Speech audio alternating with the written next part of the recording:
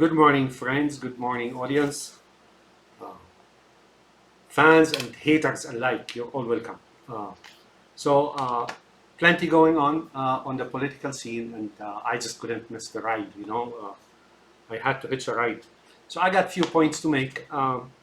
Hopefully, this will be quick. First, just a thought, right? Uh, a scenario.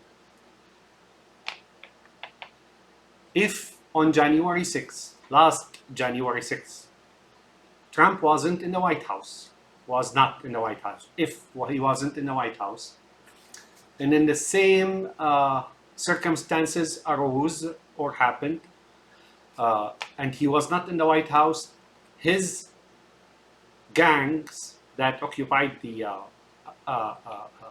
Congress and so on will most likely have occupied the White House as well.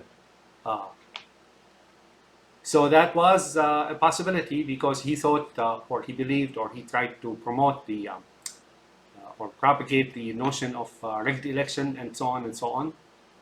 So he would have probably also his supporters or his minions, right, would have occupied the White House as well. Uh, so that's a scenario, a possibility. This means this. Come this election, the same thing may happen actually. That's why 99%, if the government agencies, which are infested by Putin's machines, right, and those of that alliance of Putin, Ayatollahs, and Xi Jinping, right, and the Netanyahu and so on, those machines may in fact try to do the same thing, occupy the White House and the Congress, and then so 99%, remember the 99%, forget Anonymous. Anonymous is now no longer valid, right? It is now a movement of deception, of movement of Putin and that alliance. So if the government agencies cannot guard those places of that make up the United States, what it is, I would go there and be peaceful. Just guard those places. If the government cannot guard them, we the people need to guard them. So on to point number 2. So right, because that side is vehement, hell bent, insisting on bringing Trump back into the White House. They will do whatever it takes, right, to go into the White House. And like I said, one of the possibilities is really occupying the White House, not just the Congress. That's why I think Joe Biden needs to be, we'll see how it goes. I have big doubts about this guy returning to the White House, or his members of that cult of one-man personality, the god and so on, the demigod, or the human effigy, or idol, right? Idol, not Billy Idol, rather than this idol. So, well, if you're in the intelligence agency or government agency, you know what I'm talking about, right? So you better prepare for that day, and you 99% better protect your future on that day. Point number 2. You may find this far-fetched, but it is real. The Gaza war is taking longer than it should, right? Right. Sometimes I wonder where those Zechemes get their weapons. Right now, don't get me wrong. These people that are getting killed and their high rises and their buildings are being dropped to the ground or pulverized by big cluster bombs and bunker buster and so on and so forth. These are my people, man. These are my people. but not those leaders of Hamas. Not just that, the Sinwar was in jail as well. Those who go into Israeli jails for offenses against Israel, they never come out, right? Seems to me like either he was originally not in jail, really, or he was converted in there and now he's working. Guess what? Guess what? Uh, it's either he, and that's highly likely, 99%, he's really a Netanyahu in the first place. Sinwar, I don't know what that name is really. Uh, or he was converted, like in that movie, The Mauritanian, in Guantanamo, converted into you know what, right? So the Gaza war, in my estimate, is probably going to flare up and expand and become a problem because it will ultimately, if the United States get engaged in it like fully, right? That's going to be something similar to Vietnam, and they send you to the same people did Vietnam for you, same people did Iraq for you, same people did Korea for you, same minions, same devils did World War One and World War Two, and. You may not see a link. Oh, they're all linked. They're all linked and they serve a certain purpose. So that's Gaza. You may, you know, Trump may in fact somehow he shifted position. He talks about Iran and against Putin, and it's a lie, folks. I'll provide you with an evidence that I know of and your intelligence agencies know of. Qasim Soleimani of that, whatever that guard, Basij or whatever revolutionary guard is, that terrorist organization, was not killed in 2018. He was killed in 2016 by the rebels of North Syria around Aleppo. That's where he was killed. And I remember the report. His armored personnel carrier was hit by something of like an RPG, or a mortar shell landed near where he was sitting, and he got like he became a veggie. A shrapnel, big shrapnel, reached his skull, and they took him to Damascus in a coma, and then they shipped him back to Tehran, and then a month afterwards they said they sent him to Moscow, but that was that. That means he died. That was in 2016. This thing I'm sure of. Now in 2018, supposedly they killed him, right? And they only found like a finger of his or something. They had that ring on his finger, right? And they salvaged or picked up his hand supposedly. Why? Because they don't want you to see that he's dead or he was killed already. Get it? Because 2 years later, guess what? He was rotting in the ground. Well, in hell, down in hell. So that's that. Trump, when Trump talks against Putin or against Netanyahu or against Ayatollahs, he's a liar, folks. He is one professional liar, but he's not good at it, right? He's not good at it. And recently, he praised Xi Jinping for controlling 1.4 billion people as a dictator, right? Why would you want to praise a dictator? Just think about it, folks. Really, unless it's really in the back of your head and dominating your brain and conscious. And this guy has no conscience, right? And so on and so forth. All those wars that happened were brought on, whether it's Iraq or Vietnam or Korea or World War One or World War Two or Iraq or Afghanistan or and now Syria and Yemen and Libya and Ukraine, right? And Chechnya and so on. It was all instigated and plotted for and executed and led by those Putin, Ayatollahs, and Trump and Netanyahu. Not one of them is different from the other. Why am I saying this? And that's another point. Trump made statements, one of which was suspending the Constitution. Here's what it is for you folks. You have no idea what's crawling toward you. There's a wave, folks. This wave has been like lurking evil that has been alive for a long time. And it's moving slowly but surely to the United States, right?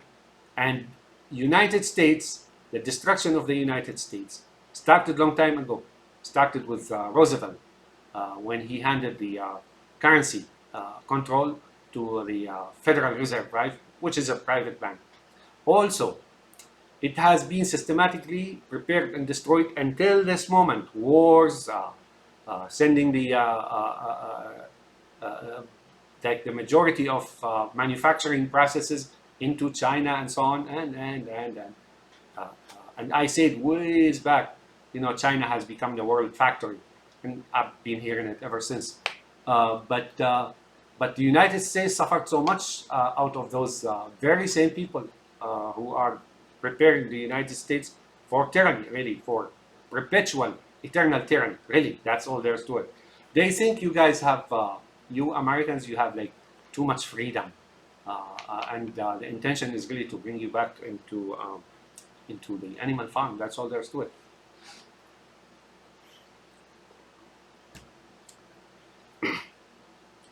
So that's your Trump. Don't let him convince you that he's an enemy of Iran or that animal of Syria, Assad and his animals, right?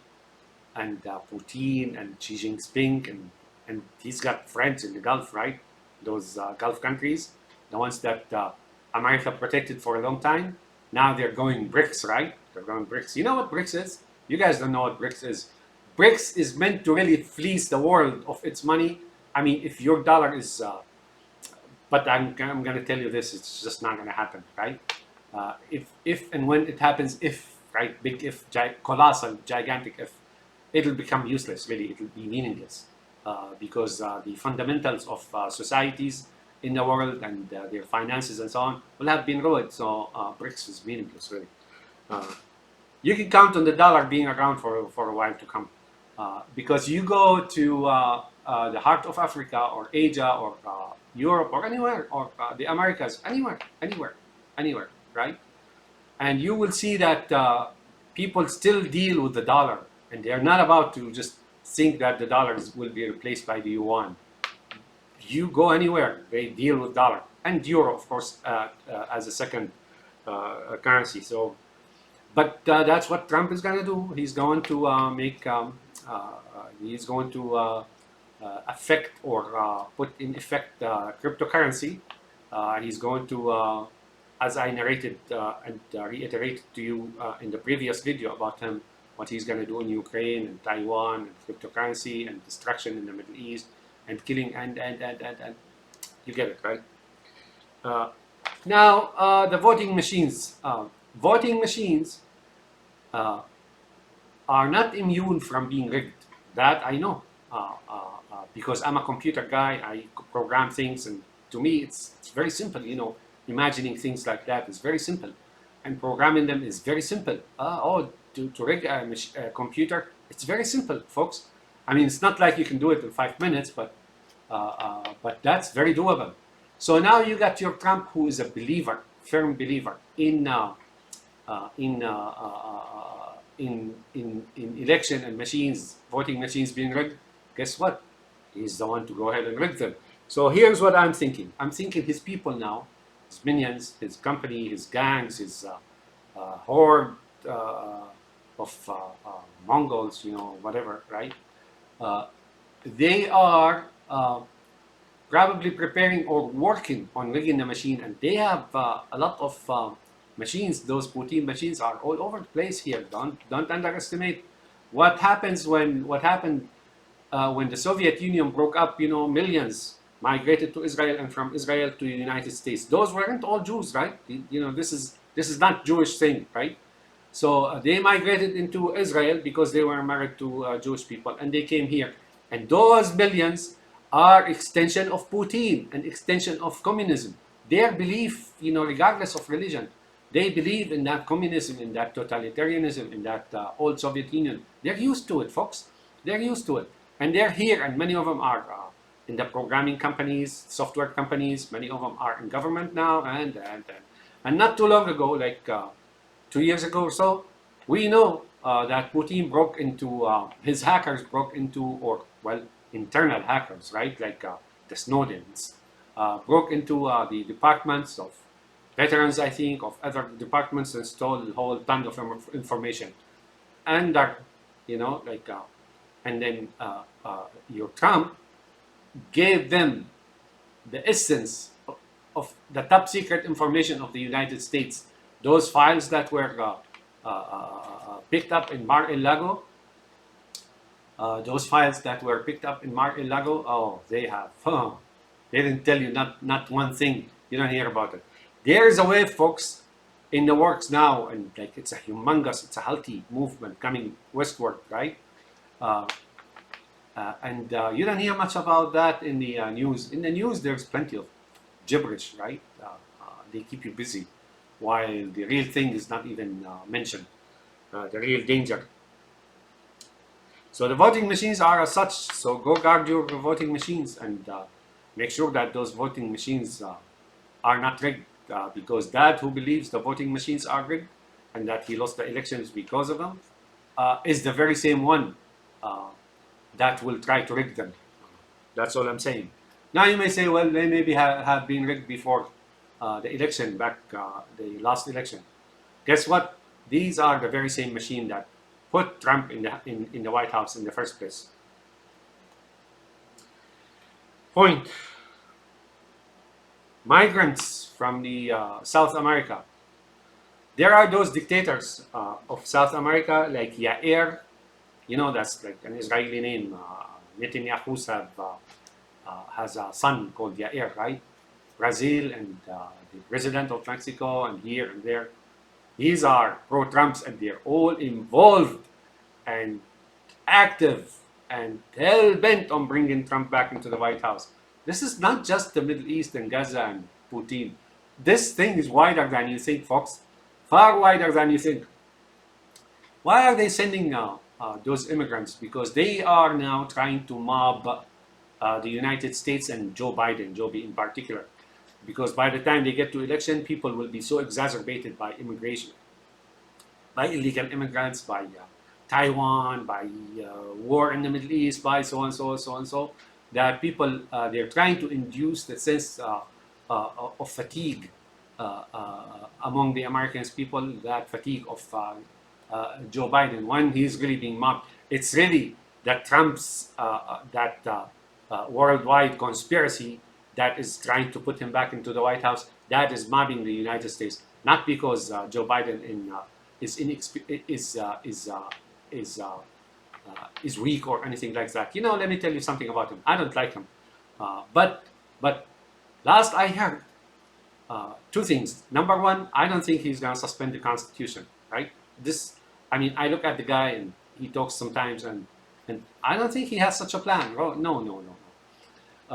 But I heard, from what I heard, that,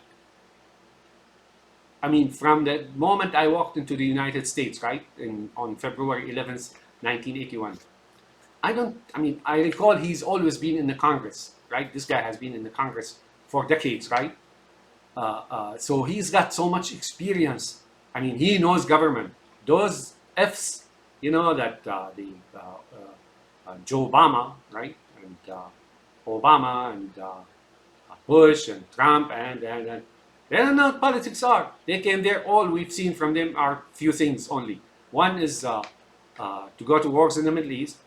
Two, to shell out trillions upon trillions on account of taxpayers to the stock market. Your Trump, I heard this. I heard that he racked up more debt on the taxpayer of the United States than the last 30 presidents combined. I remember myself when he walked into the White House the first day, I think it was 1.5 trillion went to the stock market right there and then. And then he started, upon the advent of this COVID-19, he went massive on account of the United States and all these super billionaires that have such a voracious, insatiable appetite for money. Not that they need money anymore. They don't know what to do with it, right? Even if they want to spend it, it'll take many generations to spend, right? They order him and he sends them trillions and trillions and trillions and trillions and trillions and trillions. And these guys are, they don't, they goes down in that Grading and Princeton Institute of Economics in New York, and they compete, or they try to gloat about, having more than the other in billions, like super billionaires. I don't know, but I don't think it'll happen. But sooner or later they'll start, like, the competition will be about being super trillionaire, right? Just think about it. These guys don't realize these are just numbers; they're meaningless. But it's recorded on them, as a stolen, and it's recorded on the taxpayer of the United States. So last I heard is Joby's mother was in the Congress when she delivered him accidentally. Like, that's why he's always been in government. He has more experience than all those facts combined. Your Trump, your Trump, your um, Obama, right? Obama, your Bushes, right? And a few others, right? Few others, Nixon, and this guy has been in government for, like, most of his life. I think he was born there or something. So you can't accuse him of not being experienced. Oh, he's experienced, all right. And there are some positions that he took. August stand. Believe me, if he faltered then, and Trump will have faltered, Trump will have given Taiwan directly to the United States. I mean, to China. Those Chinese will come here and slap your president on the podium. And remember that Jack Nicholson? They would have been emboldened had he not reacted. They would have been emboldened. That was a world war back then. Remember Pelosi's trip? Jack Nicholson in, I think it's either in Mars Attacks or Batman. Maybe Mars Attacks. No, Batman. Maybe Batman. That the three institutions of the United States, minus the presidency, ain't so bad, right? So they can talk about Joby all they want. He's got the experience. The man, his experience is. If he wants to put, like, out his resume, and I recommend, he puts his resume out on the White House or somewhere, right? I have a resume in computers, so put it there. I think it'll be something like the experience of the last 30 presidents combined, right? The experience. And Trump, he can put how much debt he racked up again on the taxpayer, and it'll come out to something like last 30 presidents combined. It'll probably take an entire service provider to just furnish or present his intransigence against financial intransigence and other things against the United States. He started removing judges, and he was in preparation for totalitarianism on those first 4 years. And that January 6th meeting in the Congress, like McConnell and Connolly, they were going to reverse the election and nullify the Constitution. Get it? All right, point. So watch out for those voting machines. Count votes, trust me, they're not sitting idly waiting for things to happen. The Putins and the Ayatollahs and are working hard here. And the MBS, right? Bin Salmon, right? They're sharing all kind of money and. So that's the migrant thing. Those governors of the South, they're helping those supposedly Republican governors. They're channeling, taking all these migrants and putting them on buses, and the media is working that out into a frenzy, right? Because they wanna. And in your mind, psychologically speaking, you will tie that. If you watch the news, whenever they play a segment of migrants moving into New York and Chicago and here and there, they also play bad stuff about Joe Biden. And now in your mind, like, oh, this guy, look what this guy is doing, and so on. It's all psychology, folks. Those who are channeling migrants in buses in the United States, they're hell-bent on bringing Trump back into the White House. That's what this thing is all about. And those dictators of South America, they're in on it too. You better believe it. All right, point. So that's mobbing of the United States. Mobbing of the United States will exacerbate the taxpayer, will exacerbate the voter, right?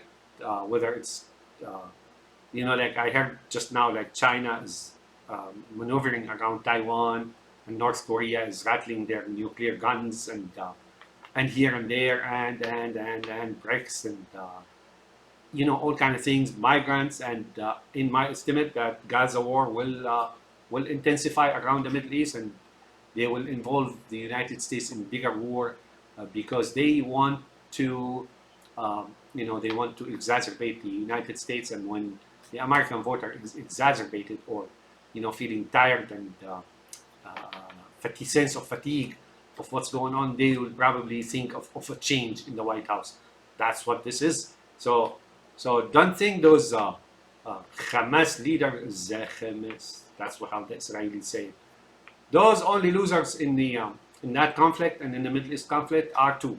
One is my Sunnis, two, those young Israeli soldiers, right, getting killed, like 19 and 20 and so on. Oh, Netanyahu doesn't give a shit, folks. Netanyahu, you give him that book, the Torah, and the Holy Book, and the Tanakh, and the Mishnah, and even the Talmud. He would just throw it down like that. He doesn't believe in it. All that he says about it is lies, just like Trump is lying about what he's going to do. That guy is the same thing. And he's sending those young men to die in there. Like some of them are 19, some of them are 20. Some of them, just like nice guys and so on and so forth. Anyways, so that war is, in fact, may escalate into something big because, and believe it or not, it all plays into that going into the White House thing.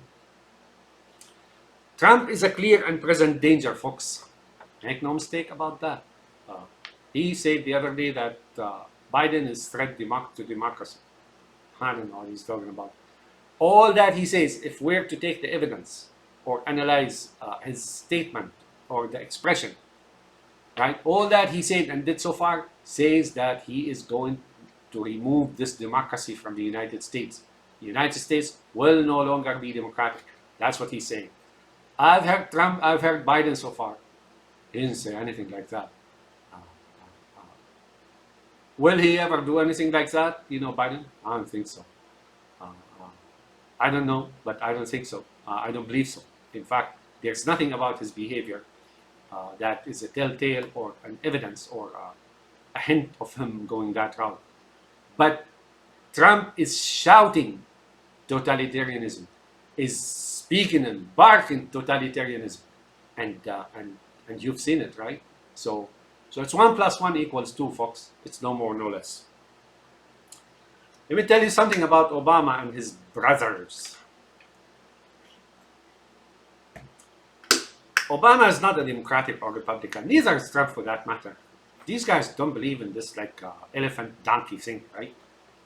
They're there. Obama is a deep supporter of Trump. He's a deep friend and supporter of Putin. He's a deep supporter of the regime in Iran, and it was him, right?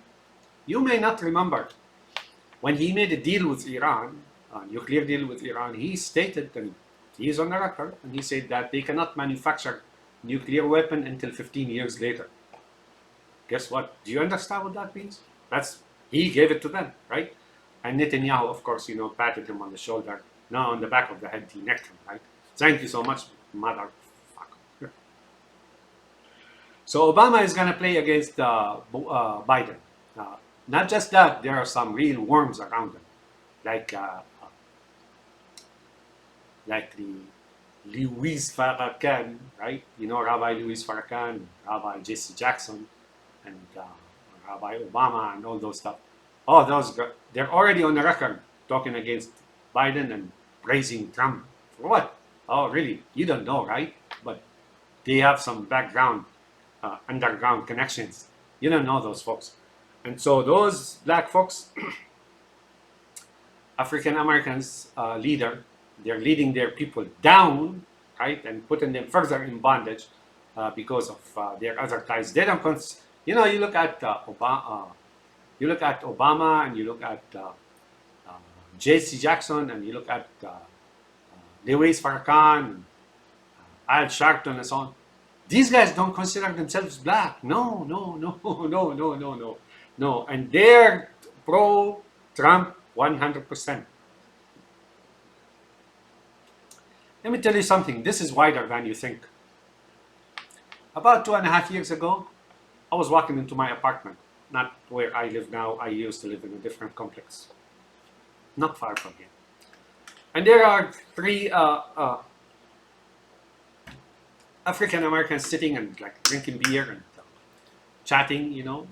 So I stopped by, I swung by. You know, we Middle Eastern, you know, we have a lot of shared history with Africa, right? You know, and we're pretty much close in thinking and so on. So I stopped by, hey, what's up, guys? You know, dude, you know, your dog, what's up? And, you know, they say hello and so on. It turns out they're really from Africa, not locals. And that made it better. Why? Because now there is a difference in the speech and so on, and you know, like the way of thinking between the United States, the African Americans of the West, and African Americans of Africa.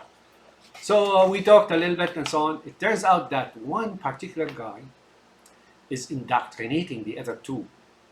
And guess what? It's for Trump. I swear by Allah. I kid you not. And he was, yeah. He was just doing just that.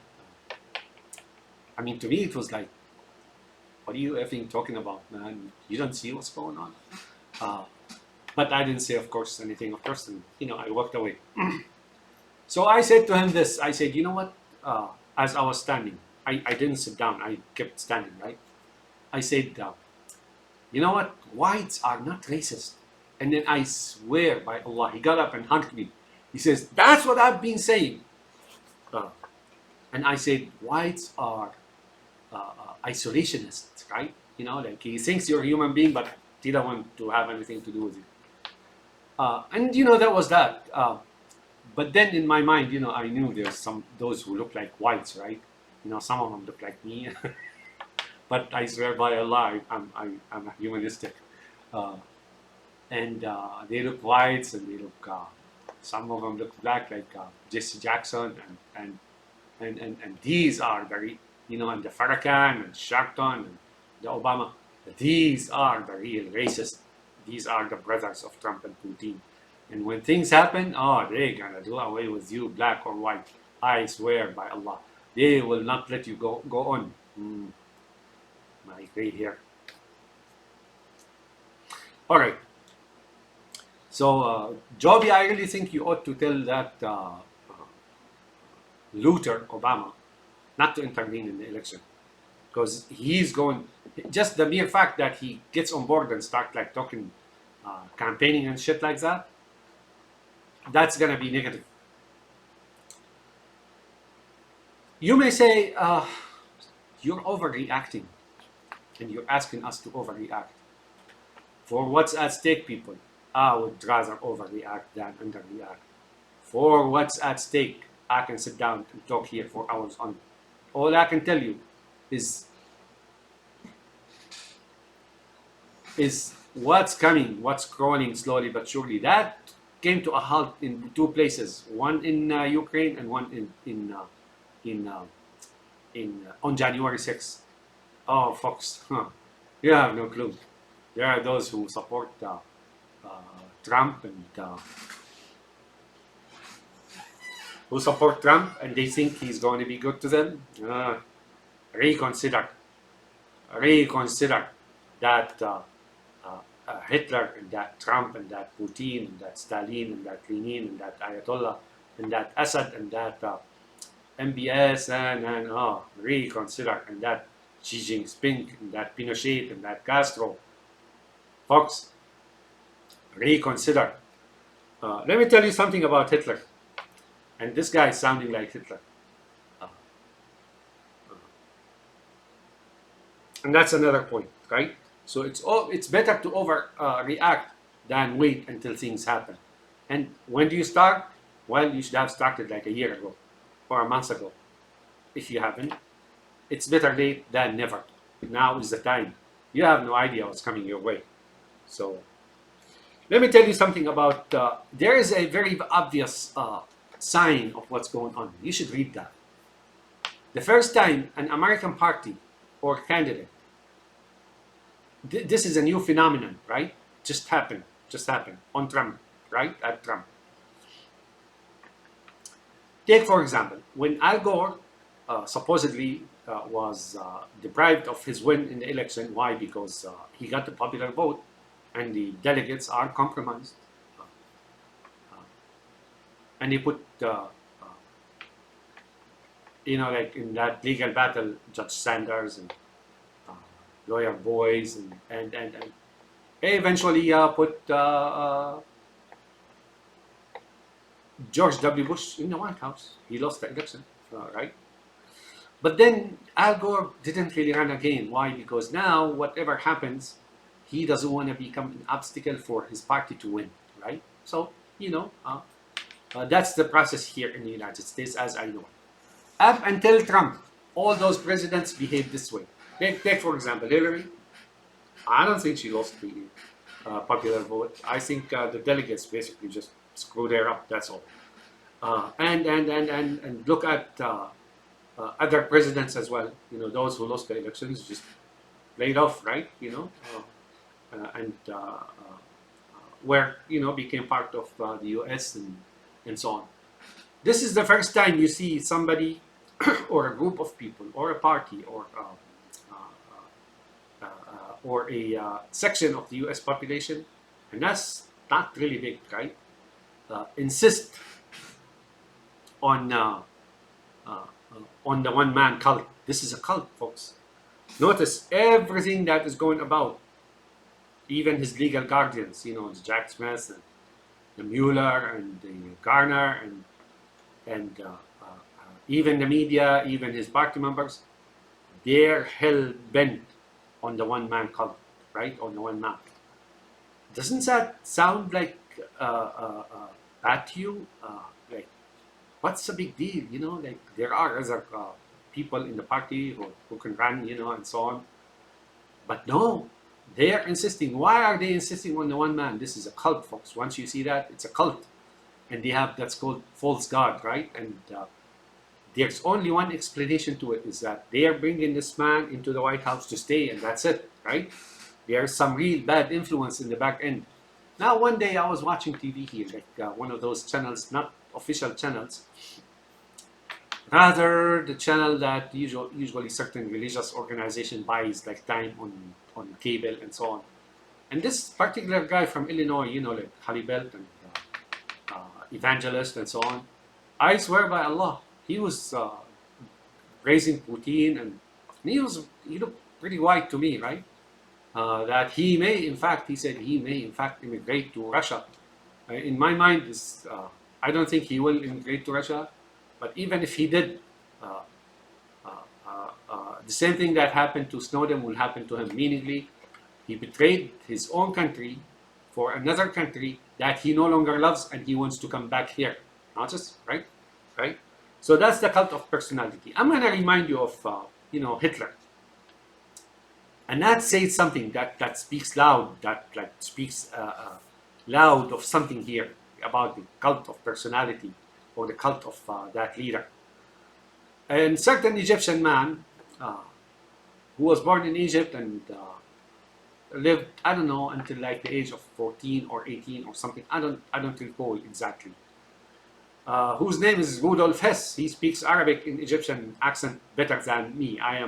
Arabic is my native language, and I cannot imitate the Egyptian accent correctly, right? Rudolf Hess, and it's on record, you can find it. I think it's in public domain as well. Either the first speech for Hitler or afterwards, sometime, like early on, way before the war, he stood up and presented Hitler into on the podium before some crowd. And I remember what he said. He said, Hitler is Germany and Germany is Hitler. And he shouted that, and Hitler gave that very faint smile, right? Like when he was making that speech. And the rest is history. Doesn't that ring true here in the United States? What's being said, what's being implied and not said yet, that they're trying to say Trump is United States and United States is Trump. Think about it, folks. Doesn't take genius. Why the hell are these guys like so hell bent on bringing him back into the White House? Just think about it. All right. Now, some of you think that Trump is pro-web, pro-gun, right? And like abortion and against abortion. That's only temporary, folks. Once he has the key, once he's permanently like removed the Constitution in there, eventually it'll be like the Soviet Union, and your guns will be stripped from you sooner or later. Oh, that's the least thing that can happen. Your dollar will be gone. Your currency will be gone. Your economy will be gone. Whatever is left of it will be shipped outside. Your guns are gone. Your freedoms are gone. Slowly but surely, he will suffocate you just like a python, right? He's the python. He's going to wrap the United States, coil around it until it suffocates, right? Once it's suffocated, he'll swallow it. That's all. In fact, that coil has been wrapped around the United States for a long while now. Pronounced really, it's a very effective or started like in earnest on Johnson terms, or Nixon for that matter, both of them actually, but Nixon, right? That's when really the coils of that big python wrapped around the United States, and it's suffocating ever since. And then time has come to basically, like they say, for the culmination. Like now, time has come to make the United States a totalitarianism. Similar to Lenin. Lenin didn't just come up with a revolution. Oh, they were doing all kind of things for a couple of decades at least, against the Tsar Nicholas and his family. And now I'm not saying Tsar Nicholas is or Peter or whoever it is are good people, but they're nothing like Lenin, the brothers Lenin and Stalin. Nothing at all like them. And you know what? All those who shouldered the revolution, the communist revolution in Russia, they were all murdered shortly thereafter. Hitler, oh, he murdered the stormtroopers as well. Ayatollah, oh, he murdered all those Ayatollahs and people, hundreds of thousands who brought him into power. Mao Zedong, blah, blah, blah. Pinochet, Castro, Robert Mugabe, remember Robert Mugabe? And so on and so on and so on. I can sing this song for you all day long. But what's coming here is no different, folks.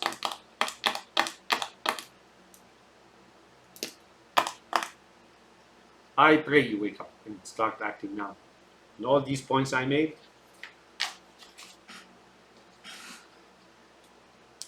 there's dark cloud looming on the horizon.